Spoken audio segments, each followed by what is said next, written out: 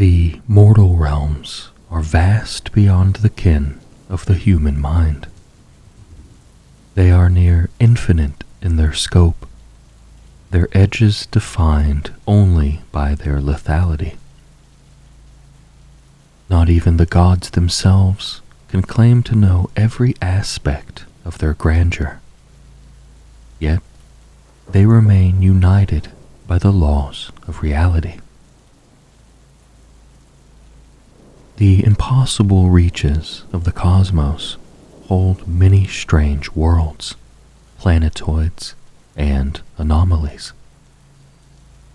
By far the largest are the mortal realms. Most of these, according to the meta-scribes and astrocartographers of Azir, can be depicted as flat disks fringed with islands, all surrounded by a spherical barrier of lethal magic. They are not alone, for subrealms and pocket dimensions linger in reality as well as legend, and the best understanding of mankind is only part of the picture. It is known that each realmsphere hangs in the etheric void, also known simply as the Aether.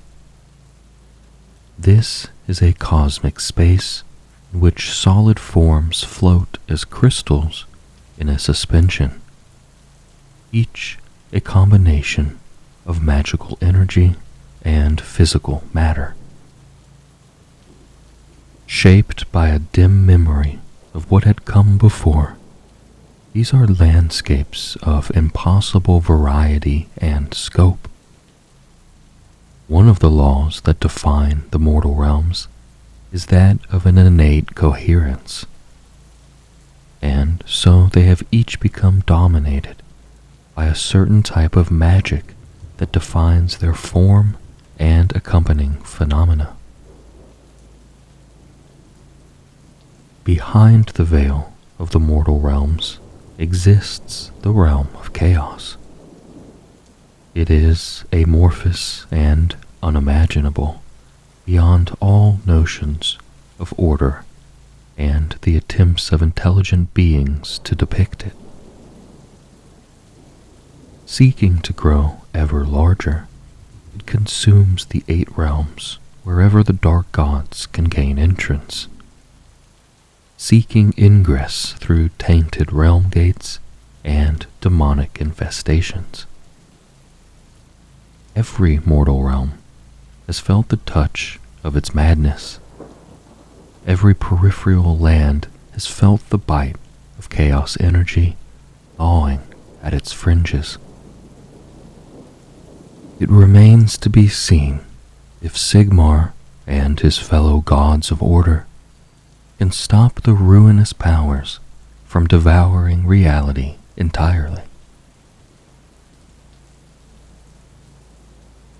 The mortal realms, though dangerous and magical, are at least theoretically habitable, and each is of immeasurable value. Most hotly contested of them all is Akshi, the realm of fire.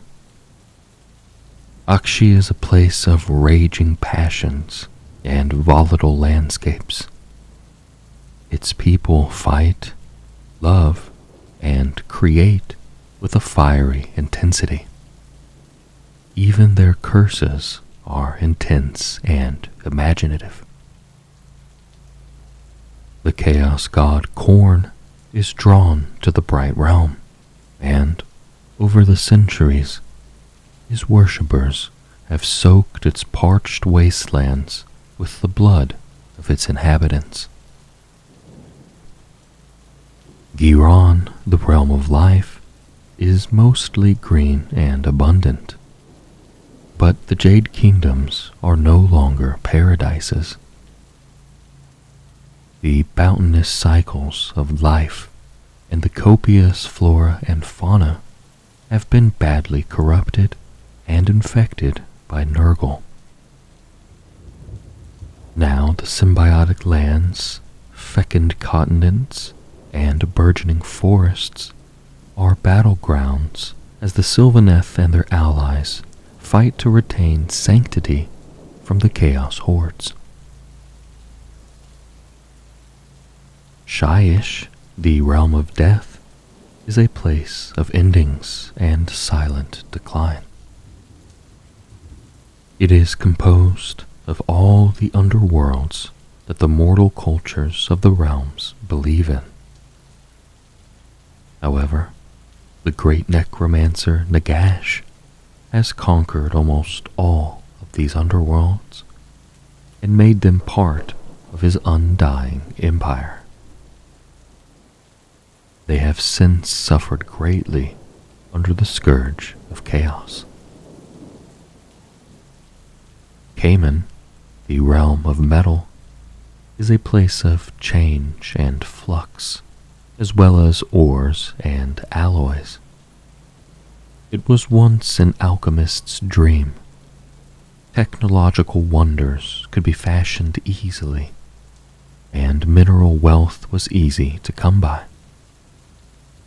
Since Tzeentch worked his foul agenda upon Cayman, however, it has become a place of madness, where impermanence is the only certainty. Olgu, the realm of shadow, is a place of lies, secrets, lurking menace, and riddles upon the wind. Full of mists, fogs, and mirages, it is extremely difficult to navigate. Its people are slippery and duplicitous, so much so that many areas of the 13 dominions escaped the ravages of chaos entirely. Hysh, the realm of light, is a place of enlightenment and excellence.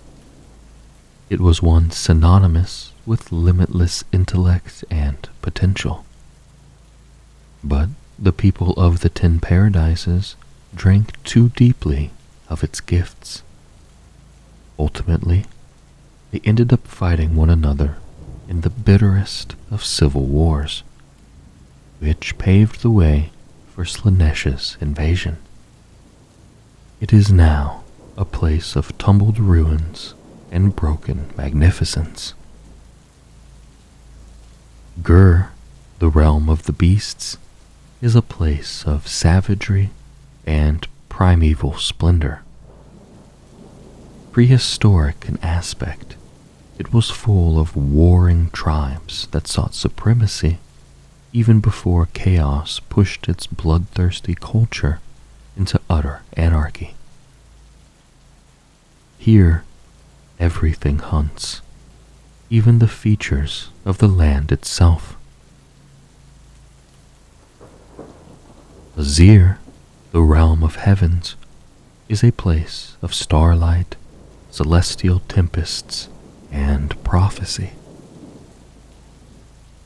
It was once a haven of culture and arcane science, but since the coming of chaos, its populace has been turned to the business of war.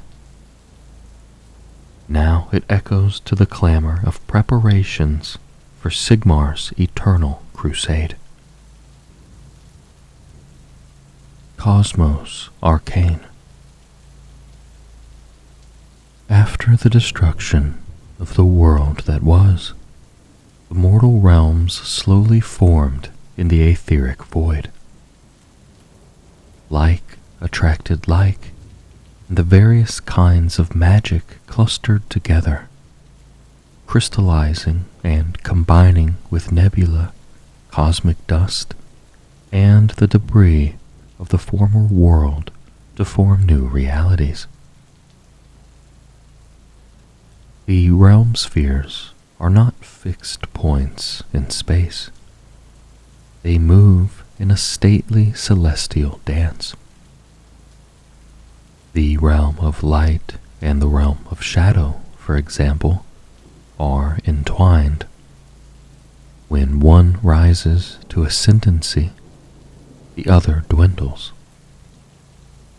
This relationship is often depicted as two celestial bodies orbiting one another. But the truth is that they are magically linked. Hish and Olgu ebb and flow, which causes the equivalent of night and day in the other realms.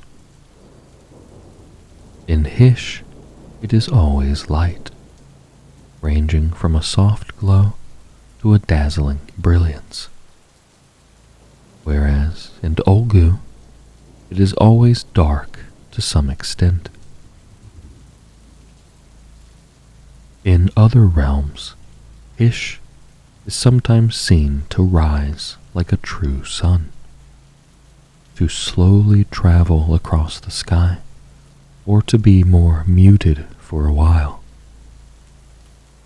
The relative positions of Hish, Olgu, and the other realms give the mortal realms the seasons as well as the days. Hish has one true corporeal moon named Selenar, whose spirit is in league with the elven god Teclis. Hish also has several ethereal moons, of which Laoth is the brightest. It is said that when these wax, they become corporeal, and when they wane, they become insubstantial. Olgu, the realm of shadow, has 4 black moons that are dark spots in the sky. They have fickle orbits. To navigate by them is to get hopelessly lost. The twin moons, Nocta and Abta, hurl comets at one another in a constant celestial barrage. Aleatrus is the patron of liars. An untruth told beneath its shade is all the more convincing, while the orb Duplicita is host to a race of shadow demons that have a non-aggression pact with Morathi and her divine son Malarian. Shyish, the realm of death, has one major moon, Lunagast, a skull-faced orb of dark matter that feeds on secrets and gives power to betrayers and madmen.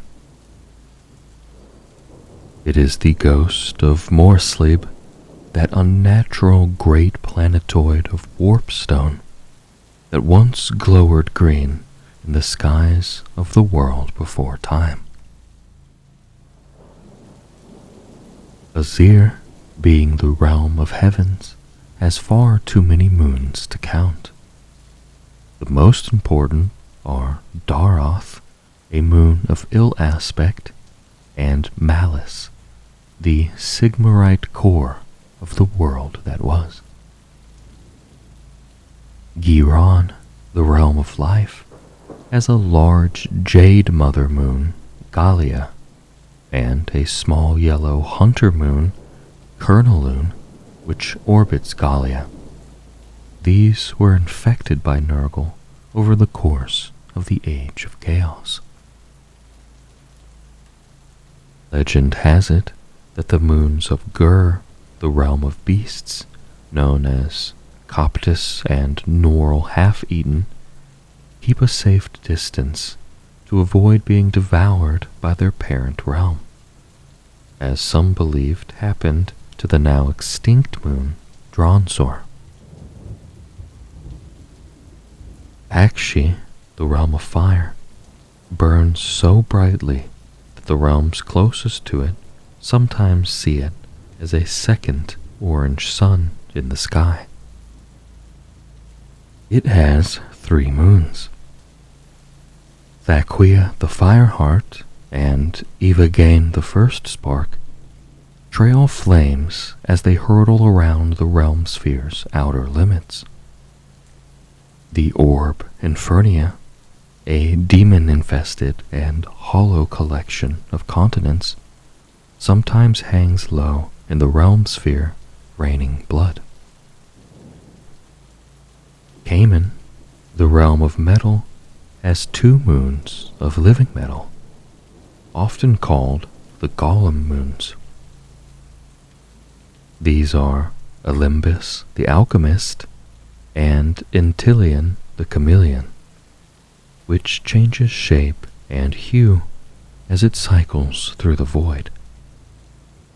They have both been altered by Tzeentch's flux magic and are prowled by monstrous metallic forms. The Realmspheres. The mortal realms vary in size and shape, though they are held within orbs of energy known as Realmspheres.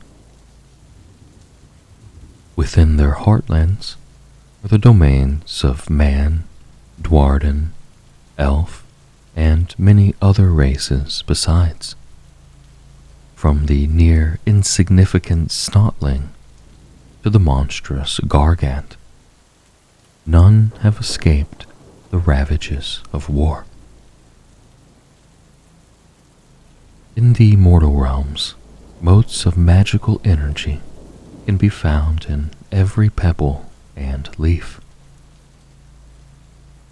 At the core of each realm, where that energy is thin, this etheric power is subtle and calm, and all but invisible to one without the witch sight.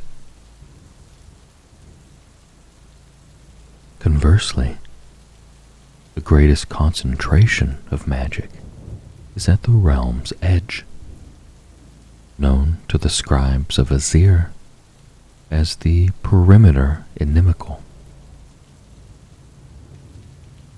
There, raw magic can be seen shimmering in the air. Even a curse spoken in jest can kill a man, and a careless sweep of the arm can send bolts of energy crackling all around.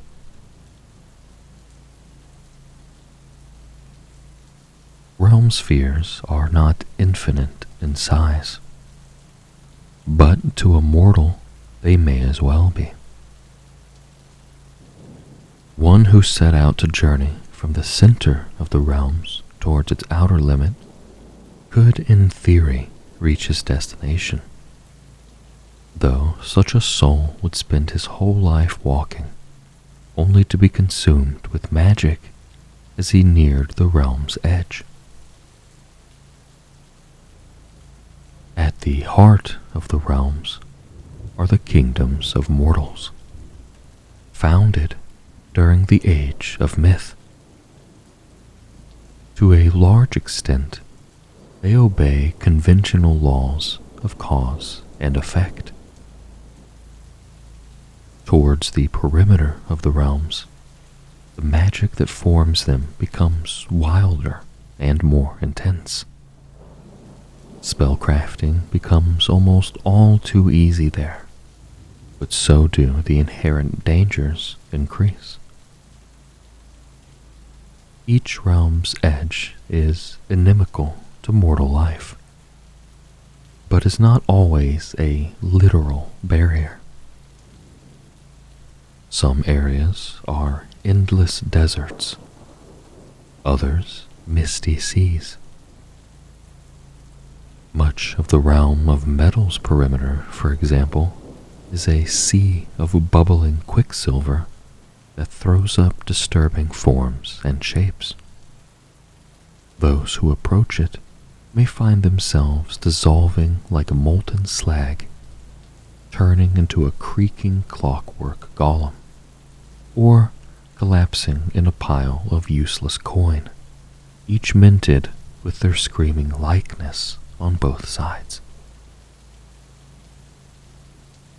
The lands of the 8 realms are linked within themselves as well as to another, by magical portals known as realm gates.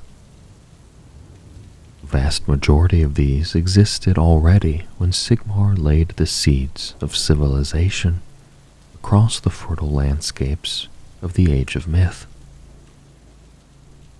Of these, a great many have been ravaged by the powers of chaos, so much so that some lead straight into the otherworldly hellscapes known collectively as the Realm of Chaos.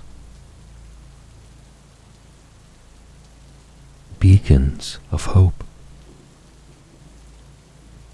The God King's free cities are bastions of civilization amidst realms shattered by war and savagery.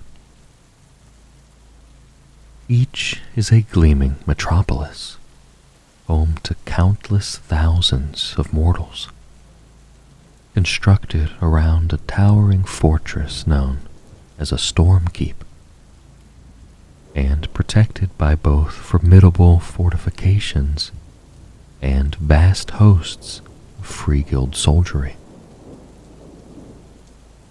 In the wake of the Realmgate Wars, Sigmar's people began the colonization of the mortal realms in earnest. The foundations were laid for cities that would recall the glory days of the Age of Myth. Enormous, thriving metropolises that would provide shelter for humans, elves, and dwarden against the manifold horrors of the chaos-corrupted wilds. Most were constructed next to vital strategic locations, most commonly realm gates and deposits of priceless resources such as realmstone, the latter of which provides an invaluable arcane power source to fuel rapid, aggressive expansion. Such outposts form the vital building blocks of the God King's ever-expanding empire. Bases of power from which are launched grand crusades of reconquest and settlement. League by league, nation by nation, Sigmar's armies push further into lands dominated by the worshippers of the dark gods. And when the bloody, brutal work of conquest is done, new forts and border settlements spring into being. With hard work and much fortune, they might eventually become cities themselves. This business is slow and costly. The realms are no place for settlers, no matter how intrepid. An ugly death lies around every corner for those who lack the firepower or strength to defend themselves. Only when adequately safeguarded against threats both physical and ethereal in nature can mortal kind find relative safety. Thus it is that each free city is founded under the watchful protection of a storm keep, one of the great fortresses of the Stormcast Eternals. When a site is chosen for settlement, the champions of Azir are dispatched to clear it for expansion. They will strike from the skies and obliterate greenskin tribes, chaos-worshipping hordes, or whatever threats lurk nearby, sweeping the lands clean with support from the free guilds and their dispossessed allies. Such crusades can last many years or even decades. When the lands are finally stripped of the unclean and the monstrous, the hard work then begins, Lord Ordinators and Lord Castellans identify patterns of power, ancient ley lines and fonts of magical energy upon which to build the city's central stormkeep. These stormkeeps can take many forms. The Consecralium, stronghold of the Knights Excelsior, is a stark fortress of black iron that looms over the city of Excelsius like a headman's axe. By contrast, the Celestrian Cathedral of Hallowheart is a wondrous monument of devotion constructed by the hallowed knights to inspire their flock. No matter the form they take, all are nigh impregnable, studded with watchtowers, arcane ballistas, and murder ports, ranks of stormcast warriors ready to charge from concealed sally ports and fall upon any foolish enough to lay siege.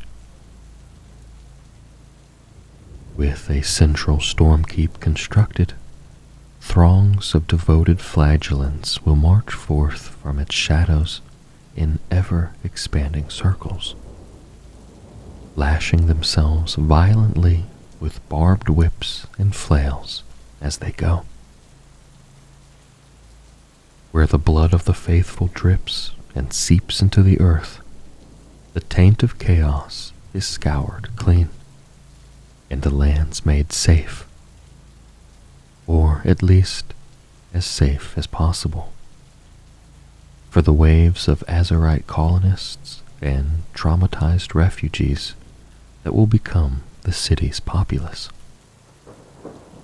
Such spiritual defenses are bolstered by the tireless work of the Inquisitorial Order of Azir, and agents from the Stormcast's sacrosanct chambers, who purify any lingering curses, sources of unholy power, or dangerous areas of rogue magic.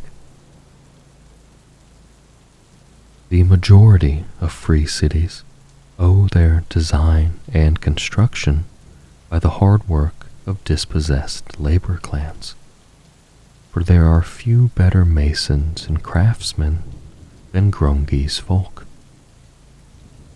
Others, however, such as the Amber City of the Phoenicium, are marked by more graceful architecture, for here much of the population is comprised of elven outcasts. In addition, each city has, over the years, developed its own unique aesthetic. Excelsius's buildings are draped with lizard hide and shark skin, while in Hammerhall Gira, many manor houses appear more like vibrant, elaborate gardens. Settlements are commonly arranged in the shape of a 12-pointed circlet, for that number is highly significant to the God King's followers. The master engineers of the Ironweld Arsenal lay down formidable rings of fortified watchtowers, piston-driven cog forts, and up-gunned weapon emplacements according to this sacred pattern. Sluices of blessed star water, sanctified chemonic metals, and other potent materials are directed throughout the city, often channeled through the outer walls in order to provide a spiritual ward against formless and demonic foes to whom physical defenses are vulnerable. Linked to one another by the arcane pathways of key realm gates, and defended by well-armed garrisons of Free Guild regulars and all manner of specialist auxiliaries, The free cities of Sigmar pose a threat for those who would see them torn down and destroyed. It is from such formidable centers of power that the dream of Sigmar's restored empire will grow. Dawnbringer Crusades. The military expeditions that set out from the cities of Sigmar, known as Dawnbringer Crusades, vary in size and composition. Some number fewer than 100 individuals, while others are thousands strong. Should they settle a lasting strong point, they will then become both its populace and its militia. To embark upon a Dawnbringer crusade is to accept a sacred duty from Sigmar. At the fore of each crusade are borne braziers lit from the holy flame kept at the temple in each parent city's heart, itself an ever-burning fire carried through a realm gate from Azir long ago, as the bards would have it. Those brave souls who take up the march are called Dawnbringers, or simply Dawners. It is their role to bring their city's light into the long night of evil that typified the age of chaos. Should they succeed, the land they win for themselves is their family's line to claim forever. So potent is this draw to the impoverished citizenry that even members of the reclaimed sometimes venture back out into the wilderness that once preyed upon them. When a crusade sets out from its parent city, it will do so with all the pomp and circumstance the occasion demands. Each Dawnbringer's name is read out before the Crusader's bell and entered into the tomes Valaris, much to their lineage's honor. The chanting of Sigmarite maxims, those being short instructional phrases, only half a dozen words in length, further steels the faith. After all, say the priests, these are the words of the God King himself, and they have a measure of power to them. So much so, they can inflame the soul to heroism. Though the roll call usually takes several long and dutiful hours, it is easy for a soul to get inspired, especially when the Dawnbringer Crusade departs the city's gates, with stormcast Eternals gleaming gold at the fore, and a chain of load-bearing metalliths drawn in a stately manner overhead. Metalliths are a little like hovering islands. They are a naturally occurring phenomenon in each realm, much like its orbital bodies and the islands at its edge. With necessity being the mother of invention, the humans, elves, and dwarden of the lands have learnt how to harness these as valuable resources. By using geomantic magic or steam grapples, the islands are drawn into sky docks, fortified and loaded with prefabricated structures and war material. Hauling devices vary from realm to realm. In the Crusades of Gur, giant beasts of burden are usually employed. In Cayman, Caradon airships may be used, and in Shyish, 100-strong gangs of faithfully willingly undergo the back-breaking labor in Sigmar's cause.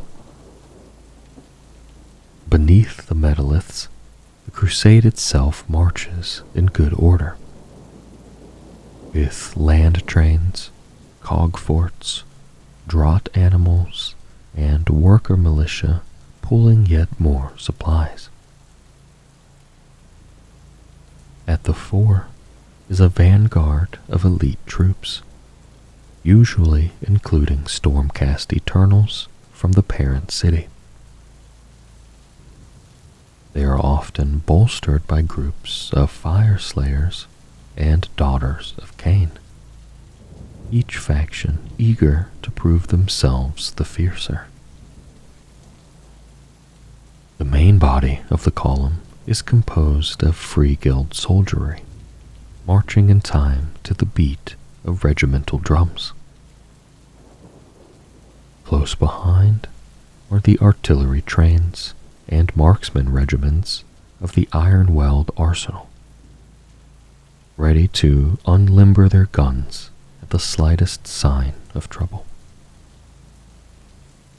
Then come the devoted of Sigmar, chanting and thrashing their own flesh with whips and chains, so that the blood of the faithful might consecrate the harsh lands across which they walk, barefoot and humble, in the name of the God King. The site that the crusade is sent to claim will have been marked weeks or even months in advance by scouting forces. Whether they be elven wanderers, Free Guild outriders, or the vanguard auxiliary chambers of the Stormcast Eternals. These rangers do not choose these sites according to the presence of traditional strategic assets such as high ground, defensible terrain, or sources of fresh water, but rather realm gates, ancient shrines, or more commonly, nodes of geomantic power. These nexus points, located with the use of thaumaturgical compasses, are often locations where the ley lines of arcane power that lattice the realms are particularly strong or intersect. It is these that will form the arcane heart of what will become known as a Sigmarite strongpoint. Each crusading host takes with it a sacred standard provided by the Order of Heralds. This banner can take many forms, but its design usually echoes that of the Crusade's native heraldry. Should the settlement survive, its particular variant may become the sigil of an entirely new city. After the banner is made secure, the nexus point of the strong point is assessed, reinforced, and harnessed by an arcane construction known as a nexus siphon. This then channels the power of the site's ley lines into the guardian idols that are raised to stand vigil over its perimeter. This is more than just a statement of intent from the crusading host. Together, the statues form a spiritual barrier that can hold at bay the demon and the geist. After the nexus siphon and idols are raised, prefabricated structures are then unloaded from the crusade's metaliths and set up around the primary site. When a metalith is in position at the site to be reclaimed by the crusade, it is either hauled downward or divested of its innate power using the anti-magical mineral known as nullstone, also used for the safe transportation of the purer kinds of realmstone, until it crunches down into the landscape as a ready-made fortification. Some, known as high scryer islands, are allowed to float at low altitude to form excellent watchposts that can be winched downward at will. The buildings unloaded from the metaliths are usually erected upon the remnants of elder empires, reinforced or repurposed with found materials and pre-constructed defenses. Meanwhile, its masons and engineers will turn any existing ruins or structures into habitable buildings, whilst constructing even more from the materials they have brought with them. The wounded will be given a chance to rest, whilst all others labor to erect the strong point as swiftly as possible. Scavenging and subsistence living gradually becomes arable farming, as the site's aqualith, usually imported from Giron at great cost, cleanses and irrigates the land with purifying water.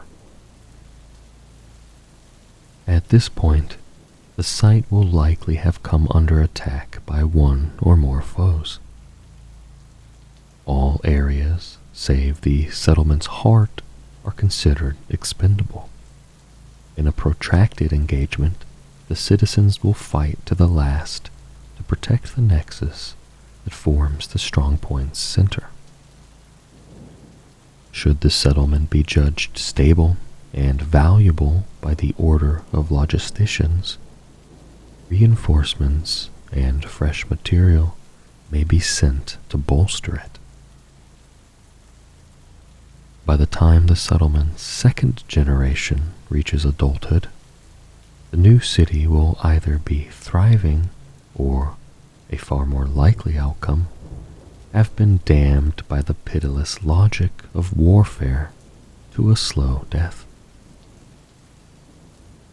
A strong point left to languish and fend for itself will likely become an empty shell, or perhaps even be occupied and turned to darker purposes by those who brought it low.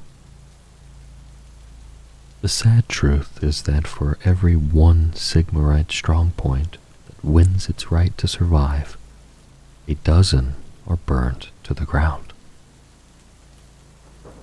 Though there are many prefabricated structures used to swiftly construct a Sigmarite strongpoint, each settlement will adapt to its environment and use whatever resources are to hand. As a result, such settlements vary wildly in appearance. Those in Gur, often known as stake forts, have a lot more bone and hide, and may feature biovacs, lean-tos, tanning racks, and angled palisades to drive off monstrous attackers. Settlements in Cayman might have a lot more metal plating, and will use makeshift mines to exploit the realm's mineral wealth. Not for nothing are they known as seam holds. The shining settlements in Hish are all powered by some kind of wind or solar engine that works in harmony with the land. Those in Akshi, called candle towns or spark sites by many parchers, will likely have steam power or use boiling vats powered by geothermic sources. Regardless, they will have shapes and symbols in common, invariably echoing the architecture and iconography of Sigmar's palaces in Azir. The more structures erected in a settlement, the more appealing a target it becomes to those who would tear it down. Only a truly redoubtable crusade can hope to hold their gains for long enough for reinforcements to reach them. If they do, they will take a great leap forward. A reinforcement crusade will usually include not only entire regiments of troops, but also new war material, new information, and a tremendous boost to morale. Unfortunately, not many survive this long. The Realm of Chaos. The Realm of Chaos is the nightmare that lies beyond the borders of the mortal realms. A vile and terrible reality in which reside the primordial dark gods and their infinite multitudes of demonic servants.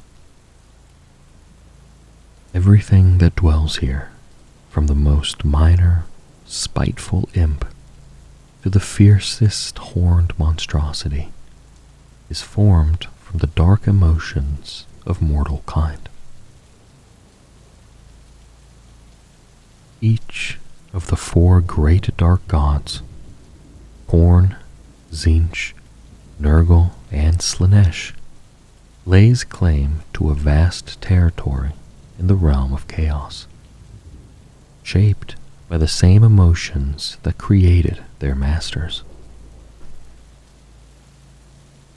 Beyond these grotesque kingdoms stretches an endless expanse of lurid insanity, beholden to neither logic nor reason. Every dream, nightmare, and deranged fantasy is made manifest in the realm of chaos. But the lands of the dark gods are most powerful and abiding of all. As the power of one god swells, so too does their domain expand, and their demonic legions grow. When flushed with power, they will not only launch assaults upon the domains of their rivals, but will also seek any opportunity to invade the mortal realms. These periods of ascendancy never last, for the great game of domination fought between the Chaos Gods is eternal and ever-shifting. The domain of Khorne is a fiery hellscape of sulfur-spitting volcanoes and jagged canyons of bleached bone that echo constantly that terrible cacophony of combat. Screams, battle roars, and the blaring of innumerable war horns. The Blood God himself dwells within the Brass Citadel, an unholy fortress crowned by jagged parapets and leering gargoyles. Nurgle's garden is a vast and hideous expanse draped with rotting vegetation. It is filled with squirming, stinking life and is home to every pox and affliction imaginable. Jutting from its center is Nurgle's decrepit manse, in which he can be found humming good-naturedly to himself as he brews his latest contagions in an immense cauldron.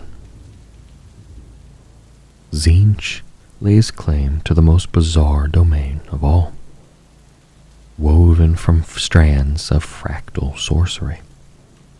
This is the Crystal Labyrinth, a sanity-shredding maze, infinite and terrible in its dimensions. Its glittering tendrils inveigle their way into the far distant corners of the mortal realms, seeking to spread the Change God's maddening influence.